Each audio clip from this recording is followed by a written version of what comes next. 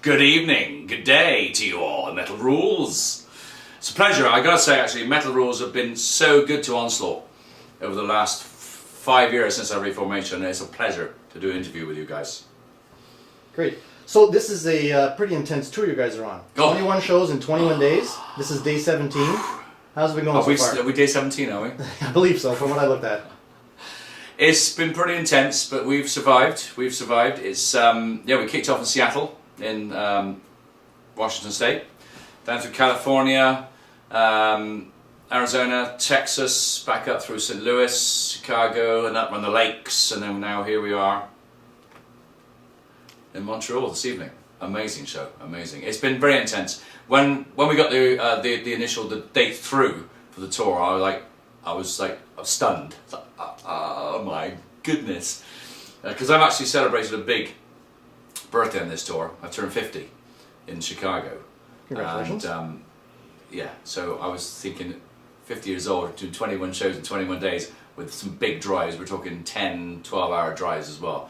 It's been pretty tiring, but yeah, nights like tonight in Montreal make it all worthwhile. So how was the show tonight in Montreal? Amazing, absolutely amazing. We've had 3 or 4 incredible shows. Most of the shows have been great, but we've had 3 or 4 incredible shows across the States. LA was the first one, that was incredible. Texas, El Paso in Texas, whew, that was pretty crazy. Chicago on my birthday, special birthday, that was incredible. But tonight, I think Montreal, the Canadians really proved themselves as being probably the ultimate metal fans in North America, man. It's amazing. It is very good. There were legs and arms and legs flailing through the whole show. It was great. So you say you're surviving this tour. I can't help but notice there's something wrong with your finger. I did this prior to coming away. I did this at home, unfortunately. It doesn't have a true metal story to it? Unfortunately not, no. DIY. Home repairs. I was, we had some winds a few months ago at home, and the fence came down. You know, stuff you've got to do in normal, everyday life. So the wife said, before you go away, can you just fix the fence? I think, okay, yeah, no problem. Fence panels are all there, fence posts. Start to take out the concrete, and sort of got my finger caught between the hammer and the chisel, and ended up having to have an operation put out. I was under general anaesthetic to insert these babies in there, and I can't bend it more than that. But they come out the day after I get home, so I'm quite pleased with that. Good thing you don't play an instrument. Yeah, I think the tour would have been exactly blown out if we had done that. So, I hear this is your first time in Canada and North America. It is indeed. It's a long time coming. Back in the 80s, with the band, we wanted to come here so desperately. I mean, we used to get so much fan mail. I mean, yeah, and I've got a pile of fan mail still, even now. It's like 3 or 4 big boxes of fan mail from North America and Canada. And but I think costs back then, in those days, the record company weren't really prepared to sort of help us out. So yeah, it's been a long time coming, and I gotta say, our record company have been fantastic. They've been absolutely amazing. They've really helped us out with this tour. The promotion has been amazing. So yeah, here we are, first time. Speaking of the record company, you're now on AFM. We are, yes. And that's been going well? Very well, yeah. They've been very supportive. When the album came out, the previous label were very good. But they hit a limit, and that was it. They weren't really interested in pushing the album anymore. But AFM, we signed a 1 album deal with Candlelight. AFM sort of snapped us. They were aware that the deal was up, so they snapped us up and said, we're going to give you a 100% backing. They've been phenomenal, absolutely phenomenal. All right, the set list tonight. Very interesting. Good. It was all the faves. Yes. I personally liked that there was like 4 songs off the Force. That was awesome. Cool. There was nothing played off In Search of Sanity. No, we do have a song from In Search of Sanity, but we always gauge from what we see in front of us. I think, and I think tonight there were a lot of more sort of hardcore thrashers there. There were lots of Patches, baseball boots, and we're thinking, well, Sanity. We do Shell Shock in the set, but we thought tonight, well, let's go for the harder edge, songs rather than, because Shell Song, although it sits well in the set, it doesn't, you know, it can sometimes sort of die a death. So we thought tonight we'll skip it, and we did. We put Destroyer in from Killing Peace. Yeah, The Force. Before we came over, we had lots of requests, as you do, you know, through Facebook, blah blah blah, and it was like, I hope you guys are going to play The Force in its entirety. It's like, okay, right. We had 2 weeks before the tour. Mike only knows what we know from The Force, so it was going to be difficult for us to get the rest of the songs together. Maybe next time, but of course we're promoting the new album. So yeah, I think we've got a good balance in there. We got the classics in there. We got Metal Forces in there. Let There Be Death, Fight with the Beast, Demoniac. That was it, I think, tonight. 4 songs, yeah, 4 songs. So it's a good balance. Hour and 20-minute set. You've got to balance out. And I did notice that tonight there was a lot of really good reaction towards the new songs. It seemed that the crowd was a little younger, so they might even know the new material better than It was the same last night in Toronto, actually. Yeah, there were like guys in the front last night, and I started to introduce a song, and he was like mouthing with me. He's like, how did you know what I was saying at the start of the song, man? And I stopped and made me laugh. But yeah, it was incredible. You know, we kick off the set with Killing Peace. Second, I was Born for War, and they're punching the air from the chorus. Born for War. It was amazing, absolutely amazing. Sounds of Violence, I just let them sing. It's like, yeah, you guys can sing it. So there are certain songs that you have to play live, right? Absolutely, yeah. Like your encores tonight. We've got From Power from Hell. Of course, yeah. There are songs. Let There Be Death, obviously, is a favourite. Metal Forces, Fight with the Beast. I mean, those songs are pretty much. You know, every time we do a show, those songs are in there, and of course we finish up with what else? Power from Hell. You know, that's what everybody wants ultimately, isn't it? And some awesome. Thermonuclear devastation. Thermonuclear, yeah. That's cool that's just pretty cool. It's got the attitude, and I think that's quite special for Nice for that as well, because that's the first song he ever wrote for Onslaught. That's the first thing they ever did. So yeah, we finished the set ultimately with Thermonuclear. It's awesome. So what is your personal favourite song to play? Oh, I would have to say, off the new album. I'm going to take each album here. Off the new album, Sounds of Violence, it's going to have to be a title track, Sounds of Violence. Especially tonight as well, and the reaction was fantastic. Off of The Force, Metal Forces, gotta be. That's always a anthemic. Okay, so if you say so. But yeah, people say like, yeah, The Force is a classic album, you know, and I just think, well, we just do what you do, you know. We did what we did at the time. When we recorded The Force, I'd only been in the band for 3 months. I joined in January 1986, and we were in the studio in March '86, and then the album's out in April '86, and I played my first show at the old Marquee, the original Marquee Club in London, in '86, and April '86 as well. So it was a crazy 3 months. It was amazing. Yeah, it's a classic, so they say.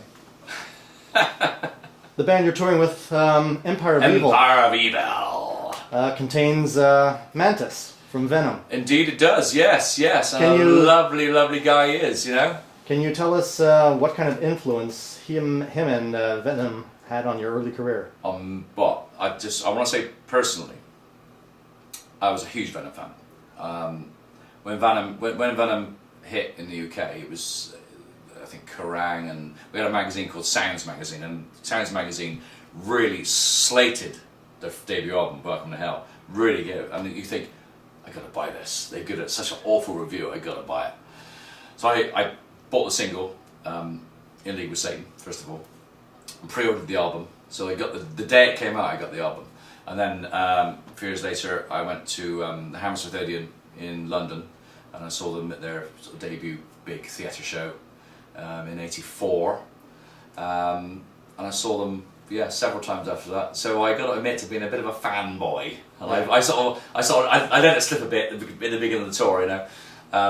But yeah, for me, they're part of my path in music. You know, I grew up with music in the early '70s, like the glam rock, like Slade and Sweet, and then I sort of discovered Zeppelin and Purple, and then the punk thing came along, and I was big into the Pistols and the Clash, and the new wave of British heavy metal, and then Venom came along, and it was just part of my musical journey, and I was a big fan.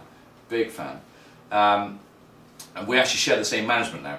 So when our management said, you know, how do you feel about Empire of Evil playing with you, Mantis, the Demolition Man of course as well, and it was supposed to be Anton, it would have been 3 ex-Venom members, right. More Venom than Venom. Yeah. But unfortunately Anton couldn't make the tour, so they got, the guy who's playing drums with them is only 24, but yeah, he's great as well. But it's, Mantis, what a guy, he's so unassuming as well. He's very softly spoken. You know, he's not the crazy madman people think he is, or maybe I shouldn't have said that. He is the crazy madman you think he is. He's a great tour with him, and it's weird having Mantis in a band going on stage before you. Yeah, having like an idol open up for you kind of thing. Yeah, and every night I get to either, you know, to see most of the set, and black metal. Yeah. So let's talk about the new. It's not so new anymore. It's been out for a while. The new album, Sounds of Violence, is going well. Very well. Yeah. Very well. AFM give it a good push initially. We had some great reviews here in America and Canada, and I think this is just the beginning for us. So the next album is in progress already, but we're not tired with Sound of Violence yet. You know, it's been out just over a year. We did some amazing shows. We got some great response to them. We had some amazing reviews. American and Canadian radio played it to death. You know, we were getting so many messages. I think I did when just prior to the album coming out. Usually do radio IDs. I had 180 radio IDs come through. Sy, can you do these IDs? Yep, fine, okay, send them through. The list was like, when do you want these? When do you want these? Oh, end of the week. I said, whoa. So I lost my voice. I did 180 in the space of about a week and a half, and it was like, it was hard work. But that was the response. You know, we've never done that before with any album. And what we should have done though, we should have realised, I think, that maybe we should have come to North America first, whereas we did the European tour, which was very, very good, but we didn't get the initial response like, you know, we got from the radio stations. Then we did South America at the sort of tail end of last year. And then at the same time this was being arranged here, so I think next time, 2013, we'll be here first. Okay. How did the collaboration come about with Tom Angel Ripper and Phil Campbell on the album? Well, Phil Campbell, we've go back a long way. We toured with Motorhead in '87 in Europe. An experience, let me tell you, an experience. I actually celebrated my 25th birthday on that tour. It was an eye opener. Touring with Motorhead, everything's true. Whatever you hear, everything's true. So, as it happens, Jeff, our bass player, works in a music store, runs a music store, and Phil Campbell's son does occasional days in there, and Jeff was in there one day and he said, how about asking your dad? Would he? We were thinking, well, maybe we could have fun with a song. We sort of said, well, let's have some fun with the Motorhead song, and then so Jeff sort of contacted Phil again through his son, and he said, yeah, absolutely. So Phil spent half a day in our studio in South Wales, which is about 20 minutes drive from where Phil lives. We paid him 2 cans of cider and a bar of chocolate. And he just recorded the riffs and the solos, and so when we got into the studio with Jacob, we just put everything together then. Well, it was actually when we were in the studio with Jacob, we were thinking, well, okay, we got a guest guitarist, so how about a guest vocalist? So we were thinking, well, who can we ask we were doing a bit of research. Who's in the studio now? Who's in the studio? Who has been in the studio? Who has access to a studio? Who loves Motorhead? Who loves Motorhead? Who loves Motorhead? Of course. Who else? So yeah, it turned out that Sodom were in the studio about 50 miles down the road from us. We were just over the border in Denmark, and they were a bit farther away, 50 miles. They were in Hamburg recording. So our manager called up their manager, and yeah, Tom said, yeah, absolutely. And we played shows with Sodom over the past few years. So yeah, we've talked to Tom and the rest of the guys, and he said, yeah, I mean, obviously, yeah, as you say, a Motorhead song. I don't think he's a bigger fan in metal as there than Tom. Exactly, yeah. So yeah, we sent off the we set off the backing track. He recorded it in his studio. The wonders of the electronic age. He sent back his files, and again, just put it all together in the studio. I did it in one take. I think Tom did it in one take. Quick and easy. Quick and easy. It's a classic song. It's a song everybody knows. It's a song I grew up with. A song he grew up with. So yeah, we just did it. It's like hell. It's a fun track. So let's not spend hours and hours on it. Let's go in, deliver it, and be done with it. Great. Your career from '91 to 2005. There was no Onslaught. There was no Onslaught. What did you do during that time? Day jobs, families, mortgages. Nothing music related at all. We did a little bit, yeah. I think after Onslaught's demise, I formed a band, which was quite promising. We had some interesting labels. Nige and Steve Grice, the original drummer, formed another band, which actually included Jeff, our current bass player. They had some interest from labels, but ultimately, no, nothing came of any of it. So yeah, it just sort of petered out, and we ended up doing nothing for 12 years, absolutely nothing. Which is a common story with most thrash bands in that era. Yeah. The 90s were a big lull. That's right. Thrash was on the decline in 1991, and the direction we took after Onslaught was completely away from thrash. But the band I formed were more influenced by Queensryche, because I've got other voices as well, which I employ from time to time. And the band Nige formed were more sort of I don't know, actually more sort of like maybe a cross between the sort of Pistols and the Cult sort of thing. It was quite interesting. It was very good, and they were close to being signed up, but it never really happened. So yeah, nothing, absolutely nothing. We and then one day, Steve contacted me and said, "Sy, I was online. I've been online. I occasionally bumped into Steve. He said, I've been online. I come across the fact that our albums are still for sale, still available, re-released in fact. The packaging was awful, all wrong.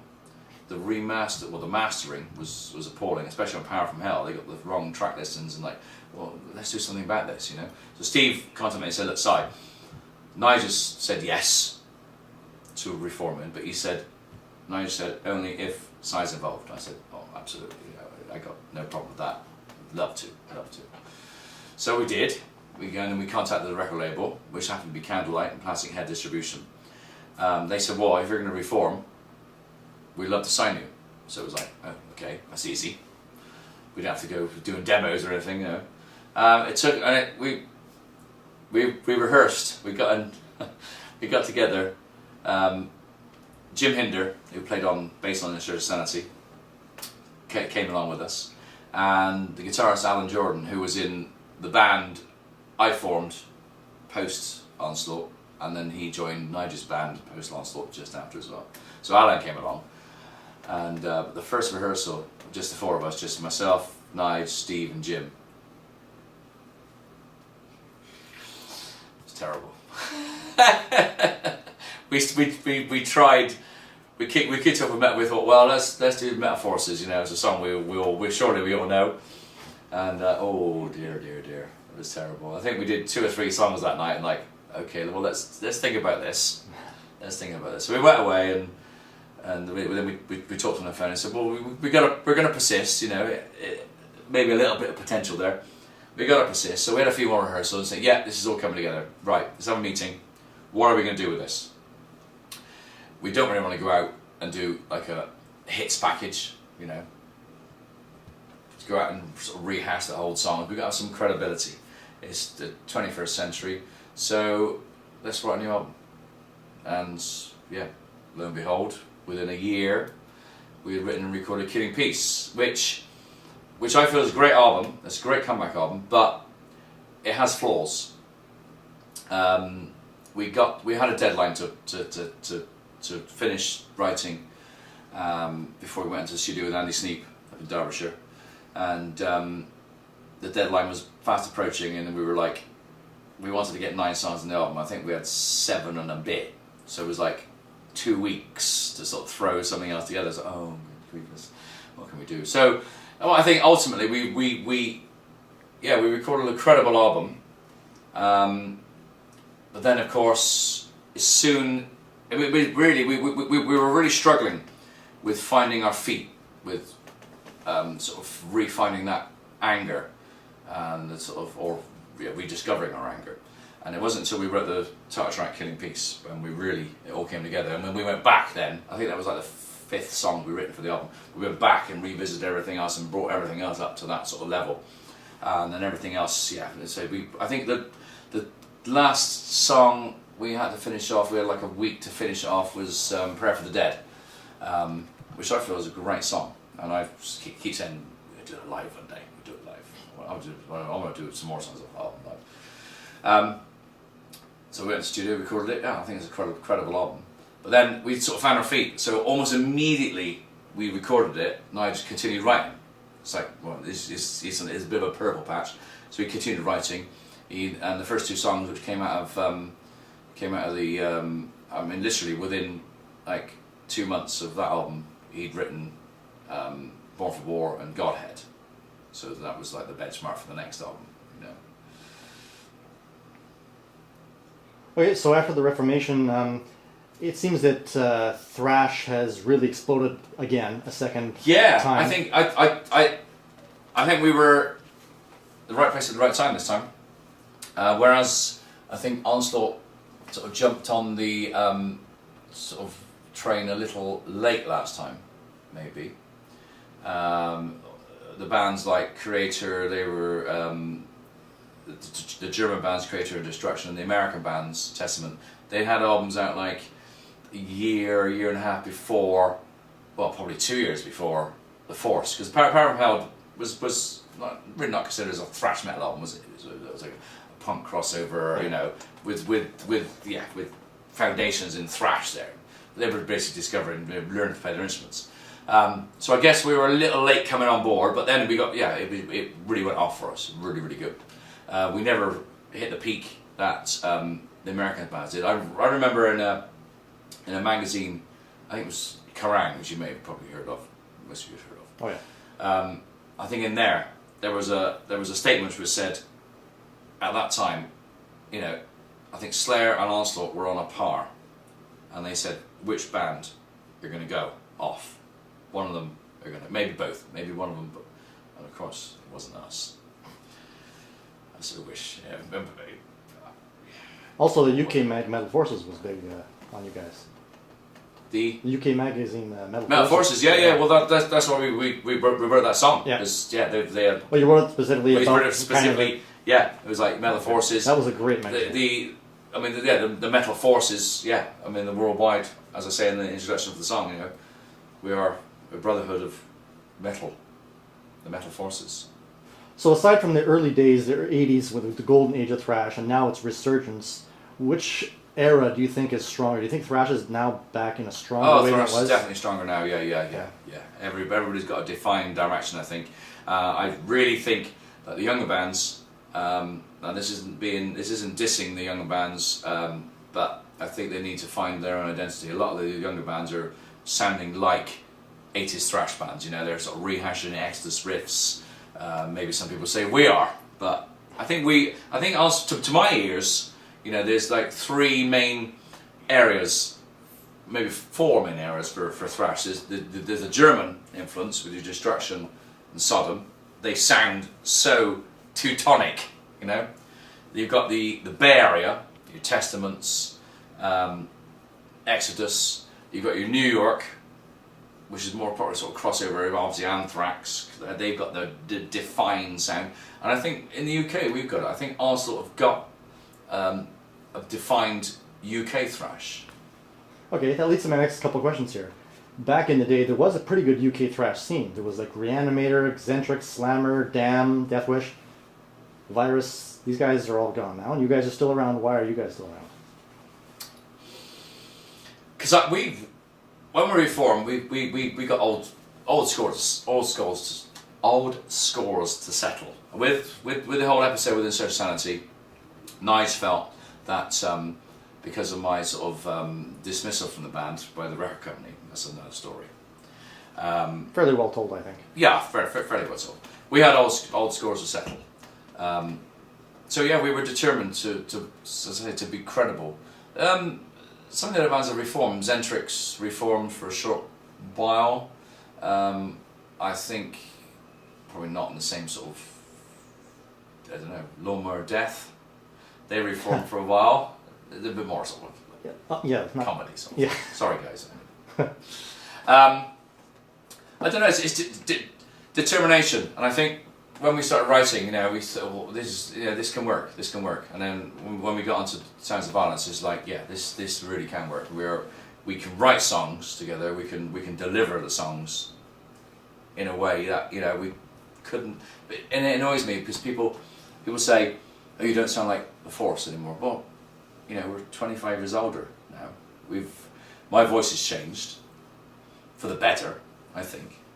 And it's just you just learn to play your instruments and learn to construct songs in a different manner, don't you?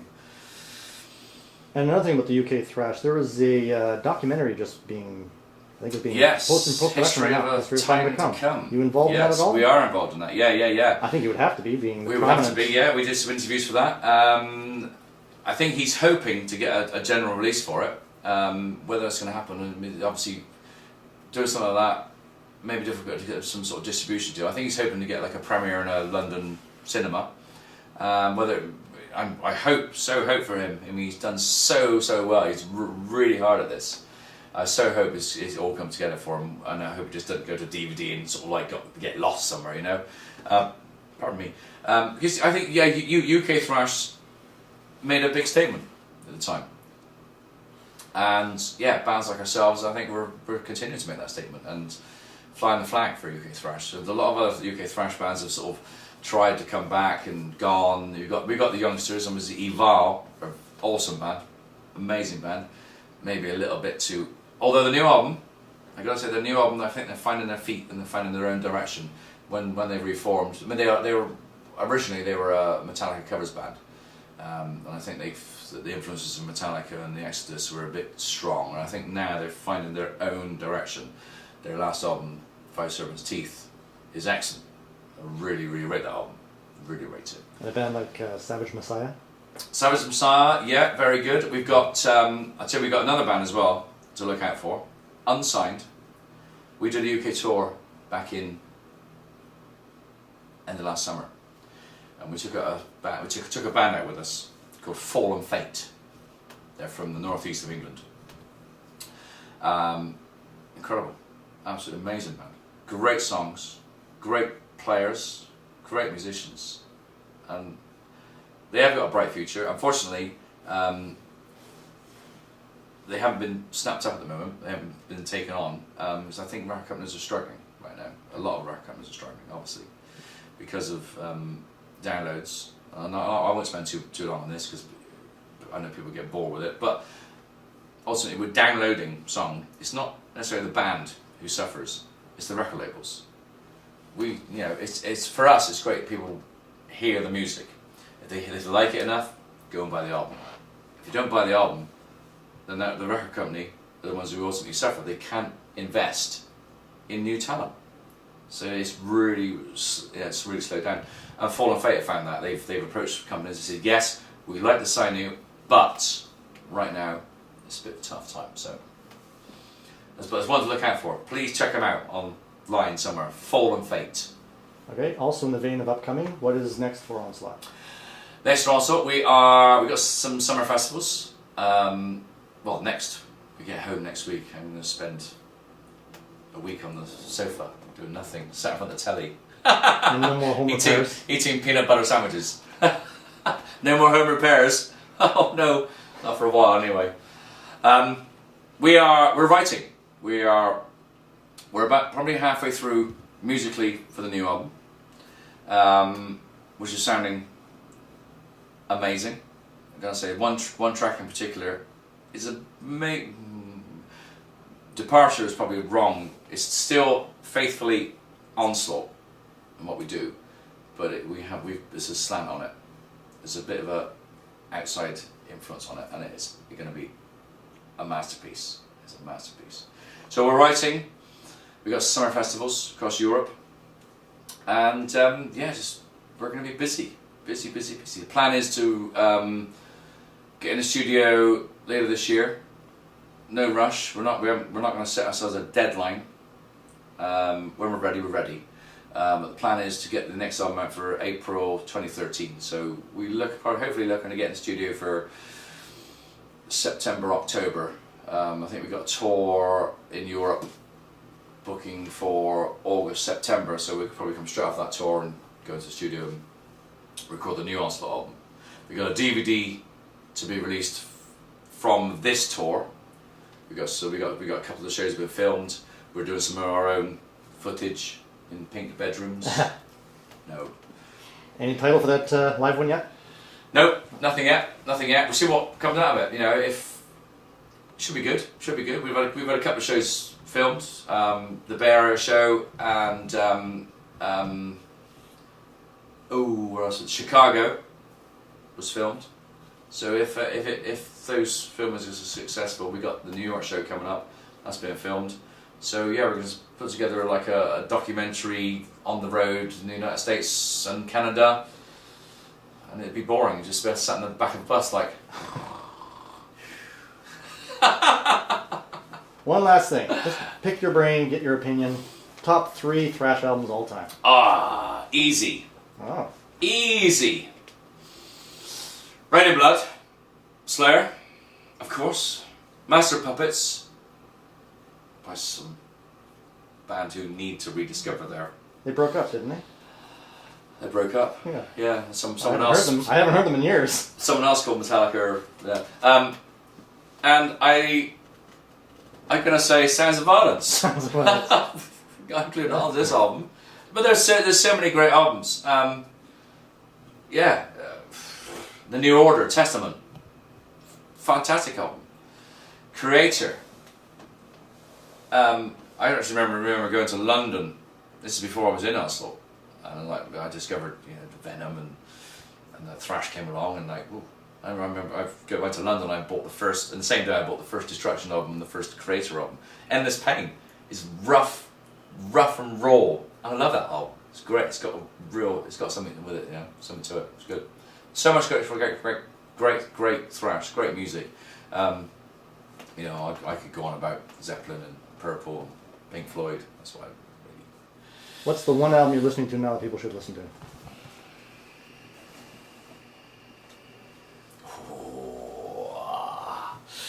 In the realm of metal, although some would say they're not anymore, Opeth, Heritage, amazing album.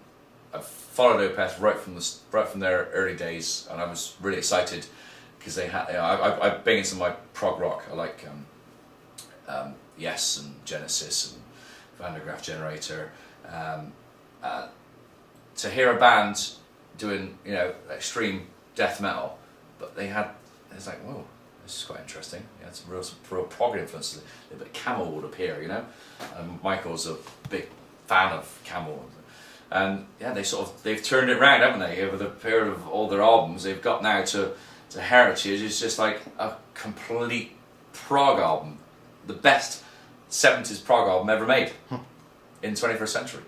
So yeah, if you, I would say a band, if you haven't checked out Opeth at all, if you want to start with Opeth, Blackwater Park is probably their breakthrough album. That's the great combination of extreme death and, you know, amazing prog. But yeah, Opeth are probably my favourite band of the metal rock genre right now. All right, Sy, thank you very much for your time. Thank you very much. Been awesome. Thank you.